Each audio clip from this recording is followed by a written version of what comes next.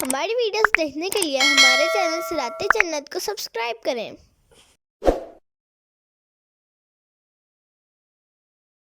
ما أريد منهم من رزق وما أريد أن يطعمون،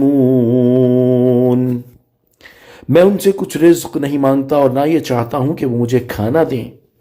ان اللہ هو الرزاق ذو القوة المتین، بے شک اللہ ہی بڑا رزق دینے والا، قوت والا، قدرت والا ہے۔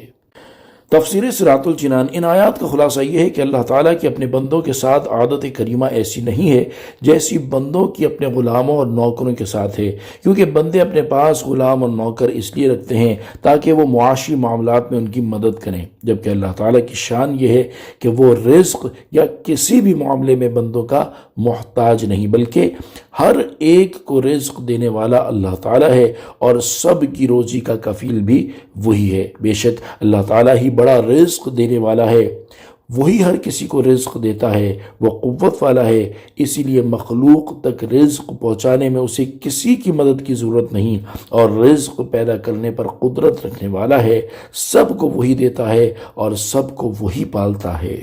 فَإِنَّ لِلَّذِينَ ظَلَمُوا ذَنُوبًا مِثْلَ ذَنُوبِ أَصْحَابِهِمْ فَلَا يَسْتَعْجِلُونَ، تو بے شک ان ظالموں کے لیے عذاب کا ایک حصہ ہے جیسے ان کے ساتھیوں کے عذاب کا حصہ تھا، تو یہ مجھ سے عذاب مانگنے میں جلدی نہ کریں۔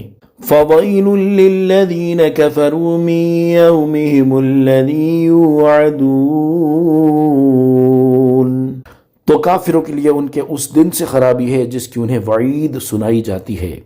تفسیر صراط الجنان۔ ارشاد فرمایا کہ بے شک ان ظالموں کے لیے جنہوں نے رسول کریم صلی اللہ تعالی علیہ وآلہ وسلم کو جھٹلا کر اپنی جانوں پر ظلم کیا، ایسے ہی عذاب کا ایک حصہ ہے جیسے سابقہ امتوں کے کفار کا عذاب اور ہلاکت میں حصہ تھا، جو کہ انبیاء کرام علیہم السلام کو جھٹلانے میں ان کے ساتھی تھے۔ لہذا اگر میں نے ان سے قیامت تک کے لیے عذاب مؤخر کر دیا ہے تو انہیں چاہیے کہ مجھ سے عذاب نازل کرنے کی جلدی نہ کریں۔ الحمدللہ سورہ الذاریات آج ترجمہ و تفسیر کے ساتھ مکمل ہوئی۔ اللہ تبارک و تعالی ہمیں اس سورہ مبارکہ کی خوب خوب برکتیں عطا فرمائے، آمین بجاہ النبی الامین صلی اللہ تعالی علیہ وآلہ وسلم۔ صلو علی الحبیب صلی اللہ تعالی علی محمد صلی اللہ تعالی علیہ وآلہ وسلم۔